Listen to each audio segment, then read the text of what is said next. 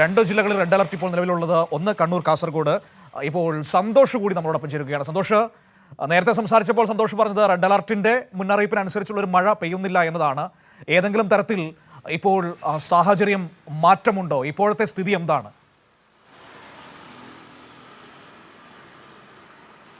മനു, ഇപ്പോഴും അതിശക്തമായിട്ടുള്ള മഴയില്ല, അതായത് അതിതീവ്ര മഴയില്ല, പക്ഷേ നേരിയ തോതിൽ മഴ പെയ്യുന്നുണ്ട്. ഇന്ന് രാവിലെ മുതൽക്കാണ് മഴ ദുർബലപ്പെട്ടത്. ഇന്നലെ രാത്രിയെല്ലാം തന്നെയും വൈകുന്നേരവും രാത്രി അല്ലെങ്കിൽ പുലർച്ചെ വരെയും അതിശക്തമായ മഴയുണ്ടായിരുന്നു.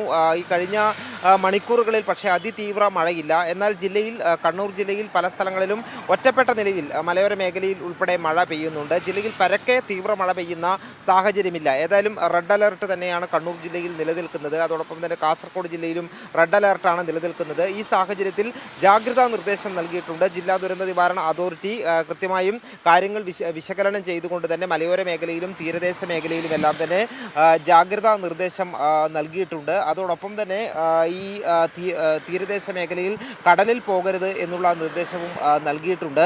ഏറ്റവും പ്രധാനപ്പെട്ട കാര്യം, കണ്ണൂർ ജില്ലയിലെ പല പ്രദേശങ്ങളും മലയോര പ്രദേശങ്ങൾ ഉരുൾപൊട്ടൽ, മണ്ണിടിച്ചിൽ സാധ്യതയുള്ള ദുർബല മേഖലകളാണ്. അവിടെയാണ് കൂടുതൽ ജാഗ്രത പുലർത്തേണ്ടത്. അവിടെയുള്ള ആളുകളോട് മാറി താമസിക്കാൻ ഉള്ള നിർദ്ദേശം നൽകിയിട്ടുണ്ട്. മാത്രമല്ല, ഈ താലൂക്കുകളിൽ തഹസിൽദാർമാർക്കും തദ്ദേശ സ്ഥാപനങ്ങൾക്കും ആവശ്യമെങ്കിൽ ക്യാമ്പ് ഒരുക്കണം എന്നുള്ള രീതിയിലുള്ള നിർദ്ദേശവും നൽകിയിട്ടുണ്ട്. വിനോദസഞ്ചാര കേന്ദ്രങ്ങളിലേക്കുള്ള പ്രവേശനം നിരോധിച്ചിട്ടുണ്ട്. അതോടൊപ്പം തന്നെ ഈ ക്വാറികൾ, ചെങ്കൽ പണകൾ, കരിങ്കൽ ക്വാറികൾ ഉൾപ്പെടെയുള്ള സ്ഥലത്തും നിരോധനം ഏർപ്പെടുത്തിയിട്ടുണ്ട് 3 ദിവസത്തേക്ക്. മനു, ഈ യാത്രകൾക്കൊക്കെ പ്രത്യേകിച്ചും ഇപ്പോൾ സന്തോഷ് പറഞ്ഞതുപോലെ മലയോര മേഖലയും തീരദേശ മേഖലയും ഒക്കെയുള്ള ജില്ലയാണ് കണ്ണൂര്.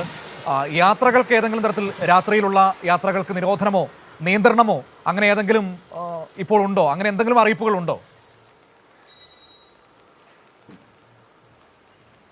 അതായത് യാത്രാ നിയന്ത്രണങ്ങൾ ഏർപ്പെടുത്തിയിട്ടില്ല, അല്ലെങ്കിൽ നിരോധനം ഏർപ്പെടുത്തിയിട്ടില്ല. പക്ഷേ ജാഗ്രത പാലിക്കണം എന്നുള്ള മുന്നറിയിപ്പാണ് നൽകിയിരിക്കുന്നത്. പ്രത്യേകിച്ചും ഈ മലയോര മേഖലയിൽ മണ്ണിടിച്ചിൽ, ഉരുൾപൊട്ടൽ സാധ്യതയുള്ള സ്ഥലത്താണ് കൂടുതൽ ജാഗ്രതാ നിർദ്ദേശങ്ങൾ നൽകിയിട്ടുള്ളത്. ഏതായാലും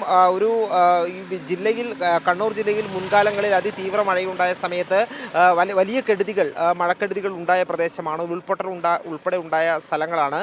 ആ സ്ഥലങ്ങളിലാണ് കൂടുതൽ ജാഗ്രത നിർദ്ദേശങ്ങൾ നൽകിയിട്ടുള്ളത്. ഏതായാലും ജില്ലാ ഭരണകൂടവും ജില്ലാ ദുരന്ത നിവാരണ അതോറിറ്റികളും തദ്ദേശ സ്ഥാപനങ്ങളും എല്ലാം തന്നെ ജാഗ്രതയിൽ തന്നെയാണ് ഉള്ളത്. മനു, ശരി. സന്തോഷ് കണ്ണൂരിൽ നിന്ന് വിവരങ്ങൾ നൽകിയത്. വലിയ മഴയുടെ സാധ്യത പ്രവചിക്കപ്പെട്ടിട്ടുണ്ട്. പക്ഷേ ഇപ്പോൾ അതിശക്തമായ ആ രീതിയിൽ റെഡ് അലർട്ടിന്റെ തീവ്രതയ്ക്കനുസരിച്ചുള്ള മഴ കണ്ണൂരിൽ പെയ്യുന്നില്ല എന്നാണ് സന്തോഷ് പറഞ്ഞത്. പക്ഷേ അലർട്ട് ഉള്ളത് കൊണ്ട് തന്നെ ആ രീതിയിലുള്ള മുൻകരുതലുകൾ വലിയ തോതിൽ സ്വീകരിച്ചിട്ടുണ്ട്. പ്രത്യേകിച്ചും മലയോര മേഖല കേന്ദ്രീകരിച്ചും തീരദേശ മേഖലകൾ കേന്ദ്രീകരിച്ചും ആ രീതിയിലുള്ള ജാഗ്രതാ നിർദ്ദേശങ്ങൾ, നിയന്ത്രണങ്ങൾ മത്സ്യബന്ധനത്തിനൊക്കെ ഉണ്ട്. അതൊക്കെ നൽകിയിട്ടുണ്ട്. എല്ലാം നമ്മുടെ സുരക്ഷയെ കരുതി തന്നെ ഉള്ളതാണ്. അതിനനുസരിച്ച് നമുക്കത് പാലിക്കണം എന്നതുകൂടി ഈ ഘട്ടത്തിൽ വിനീതമായി നമ്മൾ ഓർമ്മിപ്പിക്കുകയാണ്.